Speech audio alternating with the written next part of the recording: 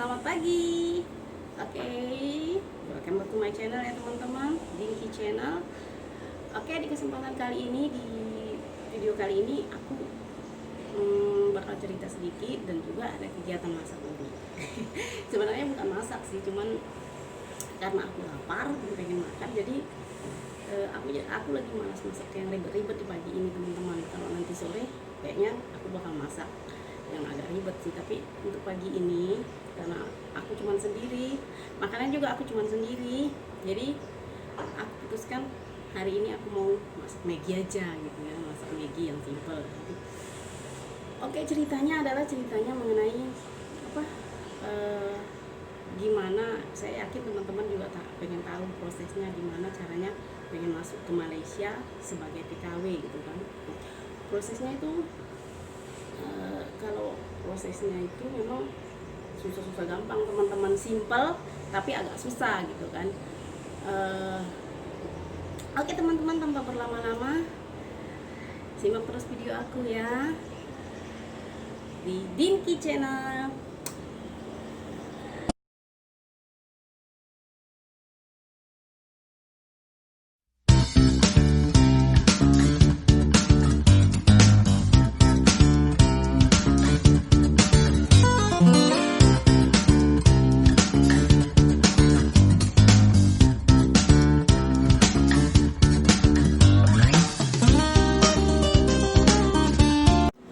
Oke teman-teman, sekarang aku mau ceritain dulu gimana alur ceritanya aku bisa sampai menjadi TKW di Malaysia. Jadi cerita pertamanya gitu ya, emang kalau jadi TKW otomatisnya kita nggak bisa datang sendiri dong, kayak pelancong gitu kan. Jadi kita tuh pertama-tama kita nyari agent dulu, agent yang bakal ngebantu kita memproses kita, bagaimana kita bisa sampai ke Malaysia gitu kan. Jadi setelah saya cari agensi, setelah saya ketemu agennya minta semua dokumen, surat-surat lengkap. Akhirnya setelah semua dokumen udah dilengkapin, akhirnya dimulailah prosesnya. Nah, prosesnya itu sebenarnya cukup gampang teman-teman, cuman apa ya, yang susahnya itu nunggu terbang ke Malaysianya itu, di penampungannya itu teman-teman, susahnya di situ. Nah, jadi itu pas proses habis, kita dibagi tahu kita ngumpul di bandara dan kita bakalan terbang. Kita juga akan terbang besok. Jadi kita bersiap-siap, kita mau terbang besok. Aduh, kayaknya ganggu banget.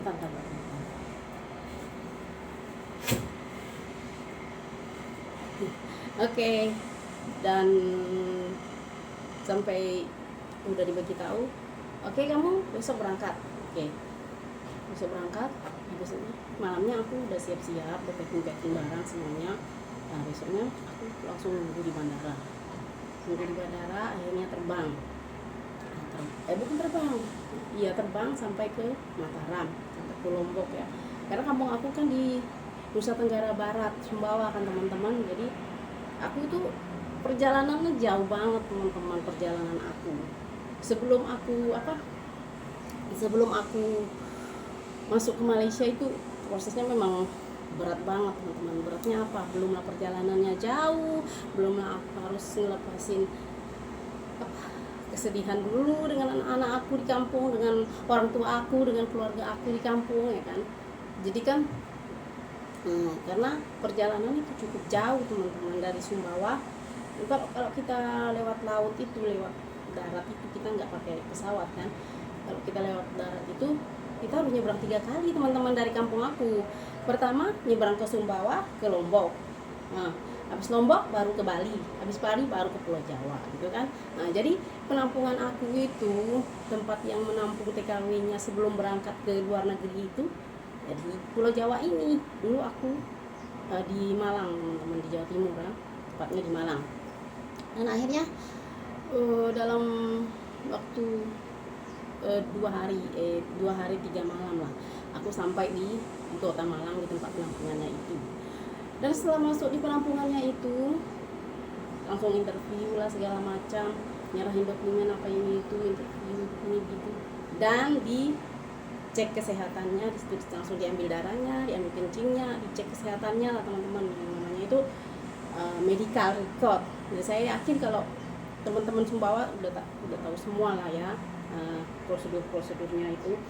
Jadi kita check up karena jadi kita di situ tuh cek kesehatan, medical check up ya teman-teman. Setelah medical check up selesai, kita harus nunggu 1 hari dulu atau 2 hari dulu untuk ngambil hasilnya. Nah, kita tinggal tahu hasilnya itu fit atau unfit ya teman-teman. Kalau hasilnya fit berarti kita lolos, kan? Kita nggak ada penyakit. Tapi kalau unfit kita ada penyakit teman-teman. Nah, dan akhirnya setelah sekitar 1 hari lah, 2 hari lah waktu itu kan kalau nggak salah, sekitar 2 hari akhirnya hasil medikal aku keluar. Dan hasilnya apa? Hasilnya unfit teman-teman, kan unfit katanya. Dinyatakan unfit itu di PT yang pertama, di penampungan yang pertama dinyatakan aku unfit teman-teman, jadi nggak bisa gitu kan, nggak bisa lolos, nggak bisa, aku harus keluar gitu. Ya terserah kita mau nyoba nyari PT yang lain atau kita mau pulang balik ke kampung kita ke Sumbawa, ya udah terserah gitu kan. Jadi akhirnya aku ngomong sama agen aku, hasil kamu unfit gimana? Ya udah aku ngomong sama agen aku, ya udah gimana caranya, kakak ini kebetulan agen aku kan perempuan waktu itu kan, aku manggil dia kakak. Ya udah terserah kakak gimana caranya biar bisa, yang penting aku jangan pulang ke Sumbawa gitu kan. Gimana caranya aku bisa aku bisa ke Malaysia, aku bisa terbang ke luar negeri. Dan satu lagi teman aku, guys, aku lupa tadi bagi tahu kalian kalau rencananya itu aku sebenarnya bukan ke Malaysia teman-teman, tapi rencananya itu aku sebenarnya mau ke Singapura awalnya, karena memang aku kan Singapura dulu, aku pernah kerja di Singapura selama 3 tahun kan teman-teman. Akhirnya aku pulang, aku berangkat ke Medan, kerja lagi di sana, pulang ke Medan, baru aku berangkat lagi ke sini. Tapi rencana aku nggak ke sini sebenarnya. Pas aku mau berangkat kedua kalinya ke Singapura itu prosesnya udah ribet banget teman-teman, udah panjang banget gitu kan, udah harus nunggu lama di penampungan gitu kan. Dan ya memang aku percaya dengan rezeki itu nggak sama, nggak semua orang bakalan lama gitu kan, tergantung rezekinya, ada yang cepat ada yang lama gitu. Cuman aku melihat di penampungannya itu kan teman-teman, di penampungannya ya memang rata-rata yang mau berangkat ke Singapura itu memang ribet katanya, udah beberapa bulan juga belum terbang gitu kan. Jadi akhirnya aku mutusin ya gimana ini kak gitu, aduh aku ada anak gitu kan, aku harus cepat-cepat ngirim gitu kan, gimana caranya biar aku bisa cepat-cepat ngirim. Dan akhirnya ya udah, akhirnya yang pegawai di kantornya itu, di penampungannya itu bilang sama aku, Mbak katanya kan, kalau Mbak kepengen cepat, Mbak ke Malaysia aja, sama aja Mbak, selisih gajinya itu cuma sekitar 1 jutaan aja gitu kan dia bilang. Tapi aku nggak jawab, pertamanya aku ragu, tapi kan Mbak aku rencananya memang mau ke Singapura Mbak, memang aku Singapura. Ya udah kalau memang Mbak mau nunggu lama, tapi jangan ngeluh nantinya karena prosesnya lama. Jadi aku bilang, aku kan bakalan lama juga, begituin kan. Terus dia bilang, di sini justru sekarang justru itu yang agak lama, agak lebih lama katanya. Justru orang sekarang cari yang non katanya. Lah, kok bisa gitu? Aku bilang kan, biasanya kalau orang kerja kan nyari yang udah pengalaman kan guys, lebih-lebih kalau pengalamannya udah bertahun-tahun gitu kan. Jadi kok gitu Mbak? Aku bilang kan. Terus dia bilang, ya iyalah karena majikan sekarang tuh wanti-wanti. Biasanya kalau yang itu udah jago, udah tahu situasi dan udah jago melawan dan udah berani yang namanya melarikan diri gitu kan. Akhirnya kok gitu juga ya. Jadi itulah pelajaran yang sebenarnya yang bisa kita petik ya teman-teman. Nah, kita kadang melakukan suatu kesalahan, kita nggak mikirin dampaknya untuk orang lain, untuk orang yang di belakang kita gitu kan. Karena kita melakukan sekarang, kita umpamanya orang mau kabur dari majikannya, dari bosnya kan, kabur dari bosnya ini gitu. Akhirnya apa? Akhirnya orang yang baru akan masuk atau baru akan mulai menjadi TKW itu akhirnya akan mendapatkan perlakuan yang bisa dibilang kurang nyaman lah untuk dia gitu kan. Akhirnya majikan masangin kamera di rumahnya, dan juga nggak dikasih pegang HP karena takut berkomunikasi dengan orang yang di luar sana. Nanti kalau dia kabur kan dia jadi gampang berkomunikasi, tunggu aku di sini, janjian bakal mau kabur gitu kan. Jadi apapun perilaku kita, apapun yang kita lakukan itu akan berdampak dengan orang yang baru nanti, yang akan baru masuk ke situ atau baru akan melakukan sebagai TKW, teman-teman. Jadi itulah pelajaran yang bisa kita petik kalau bisa, karena memang perlakuan orang lama selalu akan berpengaruh untuk orang yang baru gitu kan. Di mana aja itu, di Indonesia mau di Indonesia. Oke, teman-teman tadi sempat terjeda ada sesuatu aja. Jadi itu ya, kelanjutan ceritanya. Pokoknya semua yang kita lakukan itu pasti bakal terpengaruh. Apa yang orang lama lakuin bakal ngaruh untuk orang yang baru. Itu di mana aja berlaku. Nggak di Indonesia, nggak di Singapura, nggak di Malaysia, sama. Contohnya lah kita kalau kerja di pabrik di Indonesia. Kalau orang yang lama itu kebiasaan ngambil cuti, senang-senang hati dia, suka-suka hati dia, otomatis perusahaan itu akan membuat peraturan baru untuk orang baru, karena mereka nggak mau kejadian seperti kayak orang-orang lama gitu kan. Nah jadi itulah kenapa saya bilang orang lama berpengaruh terhadap orang baru. Oke, lanjut ke ceritanya. Jadi pas waktu itu aku dibilangnya bisa, jadi aku pas gagal di penampungan yang pertama itu aku dibawa sama agen aku sama kakak itu ke penampungan yang lain di Malang juga kalau nggak salah, tapi agak jauh dari situ. Di penampungan lain akhirnya aku di sana lolos, hasil medical check up aku di sana dinyatakan fit dan diloloskan gitu kan. Akhirnya aku disuruh pilih, kamu mau cepat apa lama. Kalau mau cepat Malaysia, tapi kalau mau lama tapi kalau kamu tetap pengen ke Singapura ya udah nggak apa-apa, kamu tunggu, tapi jangan ngeluh, jangan nanti tiap hari kamu masuk kantor terus komplain, tiap hari kamu minta cepet-cepet, jangan, karena kita dari awal-awal udah bilang sama kamu kalau proses Singapura sekarang memang sudah lama, nggak itu non, nggak itu X, semuanya memang lama. Ya udah, akhirnya aku mikir, dan di saat itu aku nelpon mama aku bilang, mak, aku bisa ke Singapura, cuman sekarang prosesnya lama. Terus mama aku bilang, loh kok dulu kan cepat gitu, namanya kak berapa bulan gitu kan, bisa sampai berbulan-bulan mak, karena itu di sini ada yang udah 6 bulan, tujuannya Singapura, belum terbang juga kan. Masa dulu kamu cuma 2 bulan, karena kenyataannya dulu memang aku cepet banget terbangnya gitu kan guys. Aku dulu waktu pertama ke Singapura itu belum 2 bulan aku udah terbang kan. Jadi hanya mama aku heran, iya katanya kalau yang pengen cepat itu ke Malaysia.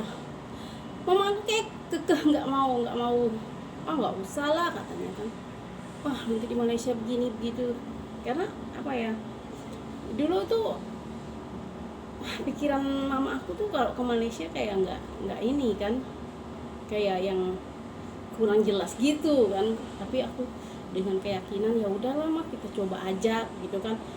Kita kan nggak bakalan tahu kalau kita sendiri nggak yang ngalamin, nggak yang kita sendiri yang jalanin, cuman dengar dari kata orang Malaysia begini, Malaysia begitu, kita nggak bakalan tahu dan nggak bakalan bisa ngebuktiin bener apa enggaknya gitu kalau kita nggak nyobain sendiri gitu kan. Jadi aku udah lama aku nyoba, akhirnya mama aku ngalah, aku rayu-rayu terus, akhirnya mama aku ngalah, ya udah terserah kamu katanya, yang penting mama doain kamu aja gitu kan. Karena apa, alasan aku satu-satunya itu aku pengen cepet ngirim, cepet nyampe di tujuan, dan cepet kerja dan cepet ngirim untuk anak-anak. Karena kalau aku nunggu, aku tuh bukan orang yang apa ya, yang mikirin yang penting aku bisa ke Singapura, baru amat lah mau nunggu berapa lama kayak gitu kan. Yang penting aku nggak gitu, aku mikirnya aku di sini nunggu sampai 6 bulan. Sementara kalau aku pergi ke Malaysia itu udah berapa duit yang bisa aku kirimkan untuk anak aku gitu, mikir aku kayak gitu kan, daripada aku lama-lama nunggu yang gajinya itu cuma selisih berapa gitu kan, taruhlah sebanyak-banyak selisihnya ya cuma 2 juta mungkin kan, ya udah itu kan udah bisa ketutup nanti sama yang aku nunggu berapa bulan itu gitu kan. Dan lagi tuh Singapura itu potongannya parah banget guys, potongannya itu sampai ada juga yang sampai 8-9 bulan gitu kan. Jadi aku mikirnya di situ, untung aja nanti aku udah nunggu, taruhlah aku nunggu paling cepat 6 bulan gitu kan, atau 7 bulan, belum lagi potongannya setahun lebih guys gitu kan. Kapan aku ngirimnya gitu, kapan aku nabungnya gitu kan. Ya udah, akhirnya aku rayu-rayu sama aku, dan akhirnya aku dibolehin sama mamaku. Dan aku bilang sama agent aku, ya udahlah kak, aku mutusin ke Malaysia aja. Oke, kalau mau ke Malaysia kamu paling lambat besok, paling lambat lusa lah, paling cepat besok, atau enggak nanti subuh. Ternyata memang bener guys, aku tuh setelah aku menyatakan aku mau ke Malaysia, agentnya langsung ngurusin, subuhnya langsung aku berangkat. Aku nyatainnya malam, subuhnya langsung aku dibangunin pukul 3 guys. Pukul 3 aku dibangunin. Waktu itu aku masih ingat, kita berangkat 4 orang, semuanya 4 orang berangkat dari Pasir Gudang. Aku masuk dari Pasir Gudang dan akhirnya dibawa oleh supir taksi ke rumah agent aku.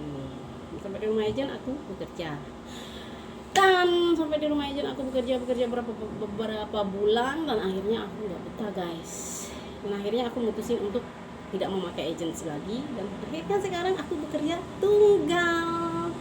Dan sekarang sampai sekarang ini aku bekerja di pabrik udah 5 tahun lebih guys. Aku udah bekerja udah 5 tahun. Dulu aku nggak di pabrik, dulu aku di restoran makan yang orang Cina dulu. Itu kerjanya tiap hari, tapi aku apa ya, kayak gajinya nggak cukup gitu kan. Ya udahlah, akhirnya aku cari yang gajinya cukup aja, yang bisa cukup gitu kan. Karena anak-anak semakin besar kan tuntutannya semakin gede guys, semakin banyak aja gitu. Mereka nggak mau tahu di sini mau kena pandemi COVID kah, ada kerja kah, kerjanya gimana gitu. Mereka nggak mau tahu. Yang mereka tahu itu cuma minta duit, mama aku pengen ini, mama udah. Kebetulan mereka memang masih kecil-kecil guys, belum bisa mikir kayak kita gitu kan. Mama aku kerja apa ya di sana, kesian mama aku belum bisa mikir kayak gitu, mereka masih kecil-kecil guys. Dan alhamdulillah itulah cerita aku sampai sekarang, sampai 5 tahun lebih aku udah, alhamdulillah dah, aku nikmatilah hasilnya. Dan ternyata di Malaysia itu nggak sengeri yang apa, yang kayak kita dengar-dengar di kampung gitu. Di Malaysia di sini semua itu tergantung rezeki dan nasib sih. Pertama nasib kita baik apa enggak gitu kan. Dan yang kedua, gimana caranya kita menyikapi dan menyesuaikan diri di tempat di mana tempat kita berada gitu. Kalau kita di sini kita harus gimana, kita di sana harus kayak mana. Nah, itu terpulang pada kita.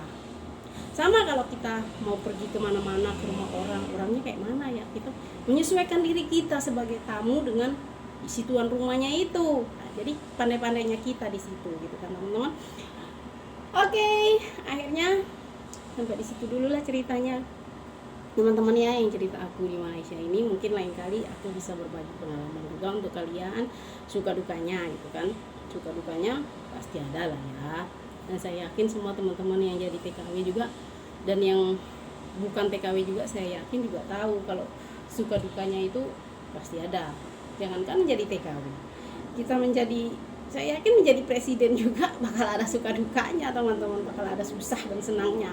Menjabat sebagai presiden itu ada, mesti ada, nggak mungkin senang gitu kan. Apalagi kalau semakin tinggi jabatan, ya udah resikonya semakin tinggi gitu kan.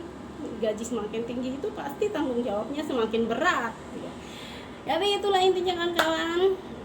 Dan pesan aku untuk kawan-kawan di rumah, untuk yang ingin sukses dan yang ingin bekerja, jangan pernah menyerah dan jangan pernah kalian terpengaruh dengan apa yang kalian dengar saja. Misalnya di sini jangan, di sini jangan. Kalau kalian memang punya tekad, aku pengen kesini, aku pengen sukses, jalani aja, terus maju. Jangan terpengaruh dengan kata-kata orang, karena kita nggak bakalan tahu apa yang orang bilang tentang kebenarannya. Yang orang bilang dengan yang kita dengar itu nggak bakalan kita buktikan kebenarannya, apakah itu benar atau enggak gitu kan, kalau kita nggak membuktikannya sendiri dan kalau kita nggak ngejalaninnya sendiri. Oke teman-teman, jadi itulah cerita saya, semoga menjadi inspirasi untuk kalian semua. Terima kasih udah sudi mendengarkan cerita saya sebagai TKW dan bagaimana proses perjalanan saya bisa masuk ke Malaysia ini. Terima kasih ya teman-teman. Oke, saya akan lanjut dengan video memasak media aja teman-teman, karena cuma untuk sarapan doang gitu kan. Tapi aku sebelum makan aku harus mengkonsumsi satu obat teman-teman. Ini obat untuk biasa aja teman-teman, untuk apa ya, untuk mempertahankan stamina aja. Ini obatnya aku beli 125 ringgit teman-teman, sekitar 350 lebih lah kalau uang Indonesia ya. Jadi ini aku minum tiap hari untuk mempertahankan untuk tetap menstabilkan daya tahan tubuh aku setiap hari. Karena kan teman-teman tahu lah ya kalau kerja di pabrik itu kayak mana beratnya, terlebih kalau kerjanya malam gitu kan, harus bangun 1 malam gitu kan, harus mata harus terbangun gitu kan. Nah, jadi susahnya kayak mana teman-teman, 12 jam non-stop berdiri packingin barang dari pukul 8 malam sampai pukul 8 pagi itu bukan yang gampang teman-teman, dan nggak semua orang bisa gitu kan. Jadi saran aku kalau yang kerjanya berat apalagi malam itu konsumsilah suplemen yang memang cocok dan sesuai untuk tubuh kita gitu kan, untuk tubuh kalian. Dan semoga teman-teman yang di rumah semuanya sehat walafiat, dilimpahkan rezeki sama Allah Subhanahu wa taala ya. Oke, saya akan lanjut dengan video memasak. Lanjutin terus ya teman-teman. Oke guys, jadi kita lanjut dengan video memasak sekarang. Nah, ini aku udah ganti baju nih guys. Nah, tadi kan aku bikin videonya baru pulang kerja. Makanya aku liatin, mumpung lagi keren-kerennya, ya udahlah aku sekalian buat video. Jadi aku kalau di rumah pakainya gini aja guys, pakainya kayak gini aja karena panas guys kalau mau pakai yang baju yang panjang-panjang itu kan. Karena memang harus kayak gini karena tahu lah cuaca di Malaysia itu hampir sama kayak di Indonesia yang panas gitu. Jadi harus pakai baju pendek. Jadi kalau dalam rumah, terlebih rumah aku nggak ada AC-nya, nggak ada airconnya teman-teman, jadi cuma pakai kipas, nggak sempurna, nggak berbau dinginnya gitu. Oke teman-teman, jadi hari ini aku rencananya seperti janji aku di awal tadi, aku mau masak, tapi masak Maggi. Nah, ini satu bungkus cukup untuk aku sendiri ya kan, jadi ini Magginya. Jadi ini aku suka Maggi yang ini. Untuk pengetahuan aja nih teman-teman, aku tuh walaupun aku di mana, baik dulu aku di Singapura atau sekarang aku udah di Malaysia, aku tetap suka dengan produk Indonesia. Aku tetap cari dimanapun ada produk Indonesia aku beli. Tapi ini sedap. Nah, jadi aku koleksi. Ini aku sering makan juga. Tapi sekarang aku mau nyobain yang ini. Ini nggak tahu ada nggak ya, kayaknya nggak ada. Ada nggak ya kalau di Malaysia ini mie tarik ini ya? Coba lah untuk teman-teman, coba di komen ada nggak di Indonesia. Oke, nontonin terus video aku. Sekarang aku mau masak dulu. Nanti aku sorry teman-teman, tadi sempat terjeda karena ada yang nelpon. Oke, nanti aku akan lanjutin dengan video makan aku. Sekarang kita lanjutin video masak dulu ya. Nah, oke guys, sekarang kita udah masuk ke sesi memasaknya. Ini tadi air, aku udah kasih air, wajannya udah aku kasih air. Ini apinya udah aku buka juga. Nah, ini kalau aku mau ngasih tahu nih teman-teman, aku kalau masak Maggi itu kayak gini teman-teman gayanya. Jadi bumbunya itu aku standby kan dulu dalam mangkok. Aku keluar dari bungkusnya, aku standby kan dulu di mangkok. Jadi aku kadang kebanyakan orang kalau masak Maggi itu kan Magginya masuk sekalian bumbunya masuk ke sini. Aku enggak, karena nanti aku susah membalance antara bumbu dengan air itu. Jadi kan kalau kita udah pisahin kayak gini kan teman-teman, nanti kita naruh mie-nya dulu, setelah matang nanti baru kita naruh airnya sedikit demi sedikit. Jadi kita bisa ngerasain udah pas apa belum bumbunya gitu, rasanya yang kita suka gitu kan. Ya memang semua orang beda-beda lah teman-teman seleranya ya, tapi kalau selera aku ya kayak gitu. Dan satu lagi, kalian tahu lah simpelnya masak Maggi kayak mana ya kan, memang simpel, air panas langsung Maggi masuk. Tapi kalau aku masak Maggi, aku nggak suka telur teman-teman. Mungkin kalau teman-teman di rumah masak Maggi itu selalu pakai telur kan, tapi kalau aku justru nggak gitu, nggak suka banget gitu. Bukan banget sih, cuman jarang naruh karena memang kurang suka gitu kan kalau telur gitu kan, memang nggak suka lah gitu kan, nggak tahu kenapa tapi kayak nggak suka aja gitu. Oh ya, dan satu lagi nih teman-teman, aku kayaknya ada bakso instan tuh dalam kulkas, aku mau campurin aja deh ya teman-teman. Nah, jadi ini aku mau nyari bakso instannya dulu. kayaknya ada deh waktu itu aku beli. Aku ada beli waktu itu teman-teman, kayaknya belum habis ya. Ada ya. Oh, kan masih ada. Oke, waktu itu aku beli dengan teman aku yang dagang apa ya, yang dagang barang dari Indonesia. Dia import barang dari Indonesia, jadi dijualnya di sini gitu kan. Jadi aku belinya ini, dia buat sendiri teman-teman. Nah ini aku mau masukin ya. Oke, airnya ini udah panas guys, jadi waktunya kita masukin dulu. Jangan masukin minyak dulu. Waktunya oke, semua aja lah, nanggung kali ya kan. Ya, masukin semua baksonya. Ini kita tunggu baksonya agak lembeknya, karena ini keras banget. Tapi dia teksturnya nggak yang tekstur keras. Ini bakso apa ya, teksturnya itu kenyal-kenyal, lembut gitu, lembek gitu kan. Jadi yang saya maksudkan dengan keras itu ya keras karena dari batu ice gitu, dari kulkas gitu. Oke, ini kita tunggu sebentar lagi, udah bisa masuk ini si Maggi-nya, si mie instannya ya.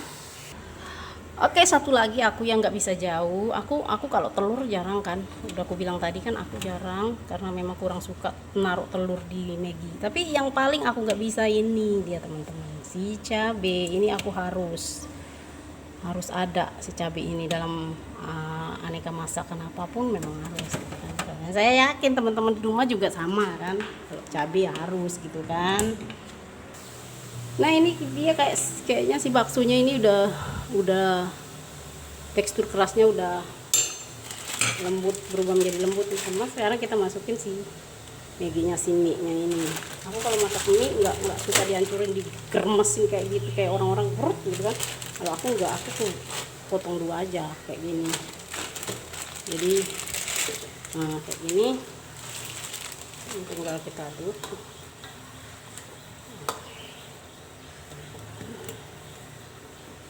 Oke, kayak gini. Oke, tinggal nunggu lembeknya aja. Oke, nah ini dia teman-teman, kayaknya udah mulai lembek nih. Bentar lagi bisa diangkat nih teman-teman. Aku kalau masak Maggi ya teman-teman, teksturnya nggak suka terlalu lembek dan nggak suka terlalu mentah. Jadi yang medium aja, yang normal aja. Nah, jadi kalau terlalu lembek tuh kayak kebanyakan gitu, nggak suka gitu. Nah ini kayaknya udah nih teman-teman, apinya udah bisa kita tutup. Kita tutup apinya dulu. Oke, sekarang kita ngangkat Maggi-nya. Oke, aku ini tadi udah cabenya udah aku gunting. Aku ngangkat Maggi-nya pakai serokan ini dulu teman-teman. Jadi isinya aku ambil dulu, set ya kan. Kayaknya, aduh ini kayaknya aku banting aja dari sini.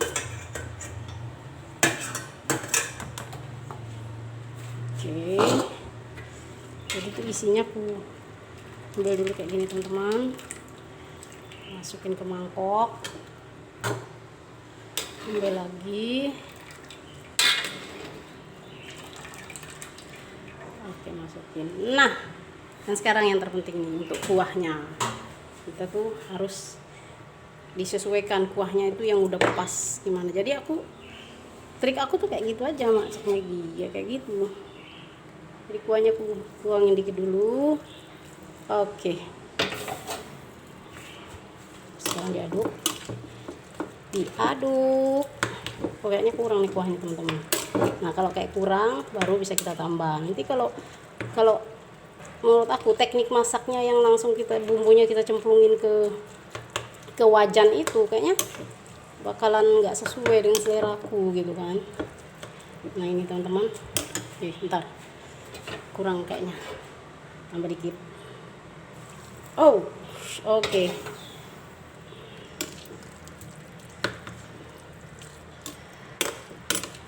Nah, jadi deh teman-teman, bakso instan Maggi, Maggi instan bakso. Nah, gampang kan? Ya memang gampang kalau buat Maggi gitu kan. Oke, itu dia tadi teman-teman video masak Maggi aku yang super simple, dan cerita tentang aku bisa sampai ke Malaysia. Dan untuk video makannya aku akan share dengan teman-teman di video berikutnya ya kan. Oke. Oke, jadi untuk video kali ini sampai di sini dulu ya teman-teman. Terima kasih udah nonton video aku. Jangan lupa di like, subscribe, dan komen. Ayo komen. Nah, komentar kritikannya saya tunggu. Oke, terima kasih. Semoga teman-teman dilimpahkan rezeki selalu sama Allah Subhanahu wa taala. Akhirnya, assalamualaikum warahmatullahi wabarakatuh.